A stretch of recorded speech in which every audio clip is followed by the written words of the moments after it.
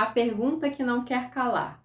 Se 99% das relações tendem ao fracasso, por que que a gente continua insistindo em se relacionar?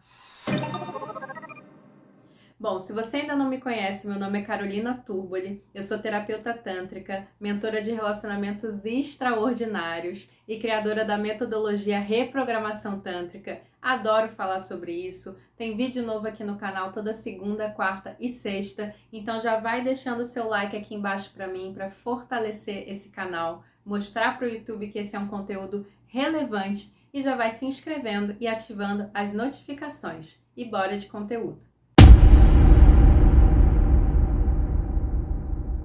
Em primeiro lugar, eu queria começar dizendo que esse vídeo foi inspirado num vídeo do Emanuel Aragão, que é um psicanalista que eu gosto muito, que eu acompanho aqui no YouTube. Ele fez um vídeo com uma chamada parecida, eu assisti, tirei alguns insights, misturei com os meus insights, trouxe outras referências e daí surgiu esse vídeo. Eu achei muito interessante ele trazer essa porcentagem, que é claro que é uma porcentagem vozes da minha cabeça, mas muita gente fala isso, né? Repete esse discurso de que as relações falham, e aí para começar a gente precisa entender o que significa falhar para cada um de nós. Se falhou, qual era o objetivo, né? Para ser um sucesso, o que seria? E aí eu te pergunto também, o que seria uma relação de sucesso para você? Né? O que define o fracasso de um relacionamento? E aí para entender como é que a gente entra nas relações já fazendo com que esse fracasso exista, como a gente mesmo constrói esse fracasso, já que uma relação amorosa tradicional é uma relação 50-50, né? Eu e você, cada um dá 50%, e esse fracasso é 50% responsabilidade minha. Como é que a gente cria esse falhanço relacional, né? E aí a gente tem que primeiro pensar qual foi a nossa primeira relação. E aí eu vou trazer mais a base aqui da constelação familiar sistêmica para entender por que as relações falham, né? Então, lá quando a gente era criança, quando a gente era bebê, a gente recebe dos pais, a gente recebe a vida, né? E isso é uma coisa que não tem preço, gente. Tem como precificar quanto que vale nascer nesse planeta? Existe alguma outra forma de fazer isso? Então, não tem como a gente pagar a nossa vida para os nossos pais. E nesse lugar a gente está numa relação onde a gente está mais recebendo. Muita gente fica até com essa sensação de dívida para com os pais, mas o lugar dos pais é esse lugar onde a gente só recebe. E quando eu digo que a gente só recebe, mesmo que você tenha tido pais horríveis, eles te deram a vida. Mesmo que depois eles tenham sido horríveis. Então você recebeu ali um presente que é impagável dos seus pais. Então nessa dinâmica pai e filho, a gente está no lugar de receber. E aí pensando, seja homem, seja mulher, a nossa mãe é a primeira relação que a gente tem, né? A gente passa ali 9 meses na barriga dela, a gente tem uma relação simbiótica. Eu dependo da minha mãe para viver, dependo dela para respirar, para comer, para tudo, né? Então, essa primeira relação é uma relação de fato de eu não vivo sem você. É uma relação simbiótica. Depois amamentar, etc., atenção. E aí a gente cria o nosso primeiro amor da nossa vida. E aí a dinâmica aí com a sua mamãe define um pouco também das suas dinâmicas afetivas, mas muito por conta disso, nosso corpo tem uma memória dessa relação simbiótica. Então, em primeiro lugar, a gente tem a nostalgia dessa relação simbiótica e a gente vai para as relações amorosas buscando essa relação simbiótica. E aí, se a gente para analisar as letras de música, todo o aparato romântico que a gente tem na sociedade, é por isso que a galera tá batendo tanto no romantismo, mas o problema não é o romantismo, eu vou falar sobre isso já já. O problema é justamente essa visão de mundo de eu não vivo sem você, eu preciso de você para respirar, eu precisei da minha mãe para respirar, agora eu não preciso de você para respirar. Mas muitas vezes o nosso cérebro ainda está operando nesse modo bebê ali de que eu preciso de alguém para cumprir essa relação simbiótica, senão eu vou morrer. E muitas vezes, para quem tem o esquema da rejeição, do abandono muito forte, essa sensação de morte é real, essa sensação de que eu vou morrer é real. Então, esse é o primeiro ponto que faz as relações não darem certo. E aí, o segundo ponto, que deriva um pouco desse primeiro, é que as relações adultas, elas são um lugar de troca. É um lugar onde eu dou e recebo, eu dou e recebo. Lugar de troca não quer dizer que seja um lugar de interesse, ou seja, eu só tô te dando porque eu quero receber exatamente aquilo. E tem muita gente que vive um relacionamento afetivo um pouco nesse banco de pontos, né? Ou seja, eu fiz o almoço para você hoje, então amanhã quem tem que fazer é você. Eu te dei o remédio hoje, então quando eu ficar doente você vai ter que dar remédio na minha boca do mesmo jeito. E a pessoa fica ali tentando marcar pontos e marcar um 50-50 ali muito acirrado que também não funciona. É uma relação que a gente tem mais com os nossos irmãos, que é uma relação de competição, que está ali no inconsciente da relação dos irmãos. E muitos casais vão para esse lugar, seja de irmãos, seja até mesmo de inimigos, né? Onde a gente não está jogando no mesmo time, a gente não está na mesma equipe, então preciso contar direitinho a sua pontuação para ver quem está ganhando e para ver quem está perdendo, quem está sendo passado para trás, quem está em desvantagem. Então, uma mentalidade bem bad, né, gente? Que saco viver relação assim, pensando assim, contando pontinho. É um jeito mesquinho de viver relação, mas quem nunca, não é mesmo?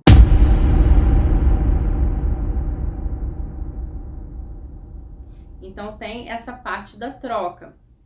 E aí Freud, ele diz uma coisa que para mim faz muito sentido, que o adulto, ele tem duas formas, assim, principalmente de expressar a vida adulta, que é amar e trabalhar. Amar seria mais constituir uma relação, né? Vamos falar aí de casamento, mas constituir uma relação. E o trabalhar seria servir alguém. Então, são as duas formas da gente mostrar que a gente já não está mais naquele lugar de só receber. Uma, eu estou doando meu trabalho, né? Que de certa forma também é uma troca, porque eu estou recebendo por isso.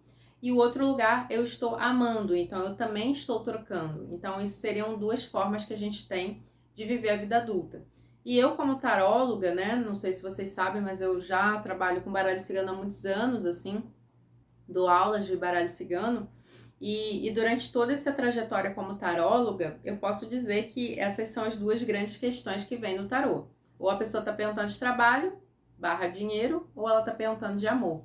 E geralmente quem é muito do amor acaba perguntando precisando de trabalho, né? E quem tá muito focado no trabalho precisa também parar e amar um pouco, né? Então eu brinco que geralmente a gente vai para um desses lugares de excesso por escape, né? A pessoa que trabalha demais não quer olhar para os relacionamentos e a pessoa que tá muito focada ali no amor, ela precisa dar uma trabalhada, né? Servir aí a vida, servir os outros, servir a comunidade para sair desse lugar do eu, aquilo que eu quero receber.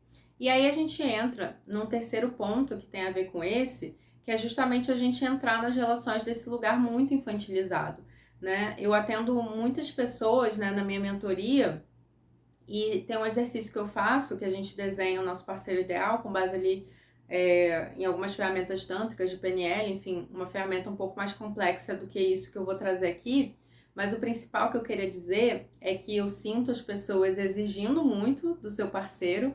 Não, eu quero um homem rico, cheiroso, bonito, malhado, simpático, legal, que trate bem a minha família, que transe muito gostoso, que faça isso, que faça aquilo. E eu pergunto sempre, e o que você vai oferecer para o seu parceiro ideal? E a maioria das pessoas dá uma travada. Opa, peraí. Então, eu também tenho que ser alguma coisa, né? E aí vem essa promessa desse amor que vai preencher o meu vazio simbiótico que ficou ali depois que eu cortei o cordão umbilical e que vai dar tudo de bom e que eu não preciso dar nada em troca, né? Então, esse discurso, a gente vê assim, dando exemplos aqui bem estereotipados, né, de papéis de gênero, mas eu vejo muitos homens falando: "Ah, eu quero uma mulher que cozinhe pra mim, que lave, que passe, que seja sexy, gostosa, que abra a porta pra mim sorrindo, que me beije, que me abrace, pergunte como foi meu dia, e etc." Eu fico assim, meu Deus, mas e o que você vai dar em troca, né, de tudo isso? E ao mesmo tempo também ouço mulheres falando: "Ah, eu quero um homem rico, gostoso, maravilhoso, que não me cobre, que me deixe em casa, mas que eu também não preciso fazer nada em casa, e que eu tenha a minha vida, o meu dinheiro, o meu trabalho, meus amigos, minhas coisas, e ao mesmo tempo ele tá ali." E eu fico assim, gente, mas que relação é essa? Né? Você quer um pai, e aquele homem quer uma mãe. Então a gente não tá olhando para relações de igual para igual. E aí, gente, funciona tipo tomada, sabe? Se tá todo mundo querendo ser a tomada que recebe, quem é que vai dar isso tudo, né? E aí ou a gente vai ter uma relação desigual, onde de fato você encontra aí um papai uma mamãe para suprir esse lugar, mas aí você também vai perceber que é incestuoso e que de algum lugar você não vai querer essa relação mais ali na frente, alguma coisa não vai funcionar, porque esse lugar é um lugar de troca. E aí a gente entra num conceito muito bonito que eu tenho pesquisado, que vem ali de tradições muito antigas, mas que está muito bem explicado num livro mais recente, num livro de um casal americano chamado Casamento 80-80. Eles fizeram uma pesquisa extensa ali, entrevistando vários casais de vários gêneros, classe social, enfim, tentando trazer o máximo de diversidade para essa pesquisa, para tentar entender o que as pessoas queriam, do que elas estavam reclamando. E eles chegaram nessa conclusão de que a gente está numa fase de transição dessa instituição casamento. Estou falando aqui casamento como relacionamento sério, né, independente do que ele signifique para você, onde a gente veio de um modelo lá 80-20, onde a nossa mãe, as mulheres, né, no casamento hétero, elas davam 80%, né? Cuidavam da casa, cuidavam dos filhos, cuidavam da comida, cuidavam de tudo, e o marido dava 20% pro lar, né? E ele entrava ali como provedor, e a mulher tinha que aturar tudo e cumprir essa função aí de empregada, de secretária, de prostituta, de mãe, de cuidadora, de todas as funções aí que ela tivesse nesse cuidado aí do lar. E aí a gente foi para um modelo 50-50. Não acabou isso, as mulheres se liberaram, agora é tudo de igual para igual, 50-50. Só que a gente foi percebendo que isso também não funciona, porque não tem como medir, gente, isso dentro de um relacionamento. Não tem como botar na ponta do lápis quem tá dando 50, quem tá dando 50. E aí o que aconteceu? Continuou pesado para as mulheres, porque os homens ainda têm essa mentalidade 80-20, mas agora eles só querem entrar com 50%. E aí quem sai sobrecarregada ainda são as mulheres nas relações heteronormativas. E aí eles trazem esse modelo de 80-80 como uma solução radical para essas questões, lembrando que o casamento é uma jornada espiritual, onde a gente não entra pensando naquilo que a gente vai receber, mas a gente entra para ter uma parceria de vida, para crescer espiritualmente e para amar. E amar é no lugar de eu amo, eu dou, né? Nesse lugar de verbo, de ação. E aquilo que eu recebo é lucro, né? Então, nesse modelo 80-80, eu entro com 80% e meu parceiro, minha parceira, entra com 80% também. Então sempre sobra, sempre abunda. A gente não precisa ficar ali contando na ponta do lápis quem fez o quê.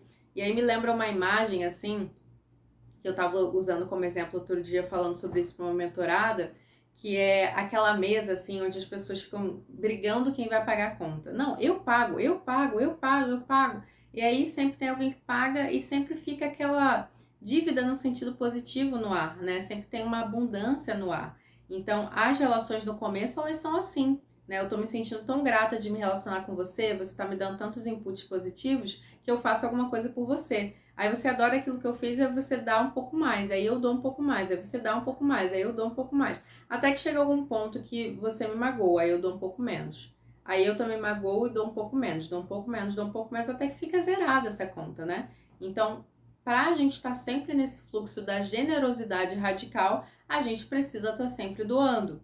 E doando no lugar de estar recebendo também, né? E entendendo que eu não estou ali para suprir aquela minha necessidade infantil de simbiose que eu tinha com a minha mãe, né? Ou aquela fantasia de que eu vou encontrar um parceiro que vai fazer tudo por mim e eu não vou precisar fazer nada por ele. Porque lembrando, mesmo que eu encontre, e eu já encontrei, talvez você já tenha encontrado, você não vai se sentir atraída de igual para igual, porque essa pessoa vai estar no lugar de pai ou no lugar de mãe, né? E a gente acaba ali correndo desse incesto e a relação acaba se finalizando por aí.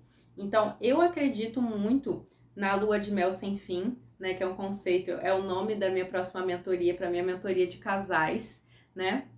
E por que eu acredito nisso? Porque existem ferramentas e técnicas para manter acesa a chama da paixão, para manter acesa a comunicação consciente, a comunicação empática, amorosa, essa conexão emocional. Eu acredito muito nos hobbies, na rotina funcional, no alinhamento financeiro como partes fundamentais para que a relação dê certo a longo prazo e para que essa chama possa estar acesa, porque a grande parte dos casais briga por problemas de dinheiro, porque um acha que está dando mais e o outro menos, por divergir opiniões, seja na coparentalidade ou seja em outros arranjos do dia a dia.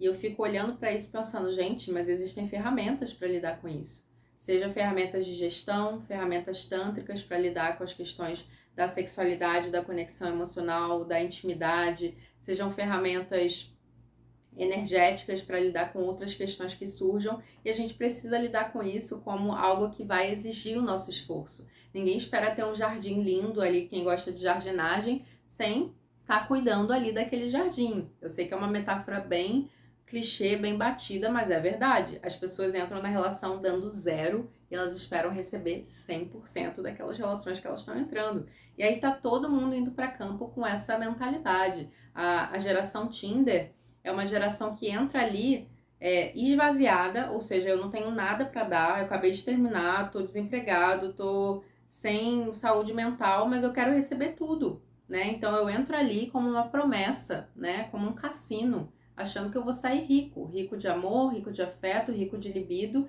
sendo que eu entrei zerado, né? Então essa matemática nem fecha, a conta não bate. A gente precisa sair mesmo dessa ilusão de que relacionamento é algo que vai ser criado magicamente. E nesse sentido, sim, esse romantismo é muito tóxico. Romantizar. Agora, o romantismo no sentido do romance, da atmosfera que a gente cria com uma pessoa, de, por exemplo, criar um jantar romântico, fazer um gesto romântico por outra pessoa, isso não é uma coisa, gente, que precisa sair de moda, não é uma coisa tóxica, pelo amor de Deus. Né? É tóxico quando a gente está prometendo algo que a gente não vai cumprir, quando a gente está fantasiando de que eu estarei preenchida pelo outro, que o outro vai preencher o meu vazio. Construir uma relação de igual para igual, ser generoso, ser gentil, dar presentes, fazer atos de serviço que pode ser considerado uma coisa romântica, não é uma coisa tóxica. Então existe uma confusão muito grande que está sendo feita em torno desses conceitos fundamentais dentro dessa geração e dentro de todos esses debates, e eu vejo muitas pessoas perdidas. Eu espero que esse vídeo tenha te ajudado a clarear essa ideia, a entender por que as relações fracassam, ver um modelo relacional que pode funcionar, entender que é trabalho, que tem ferramentas, que pode ser muito bom. Se você quiser conhecer mais sobre os meus programas avançados, eu vou deixar os links aqui na descrição. Se você quiser comentar ou trazer mais temas como esse, por favor, deixa aqui nos comentários. Vocês veem que hoje eu tô super empolgada, esse é um tema que mexe muito comigo. Ativa um lugar meu, assim, de revolta no bom sentido. Eu quero muito que as pessoas possam viver esse tipo de relação, porque eu acredito que isso muda o jogo. Bom, espero que você tenha gostado. Até o próximo vídeo.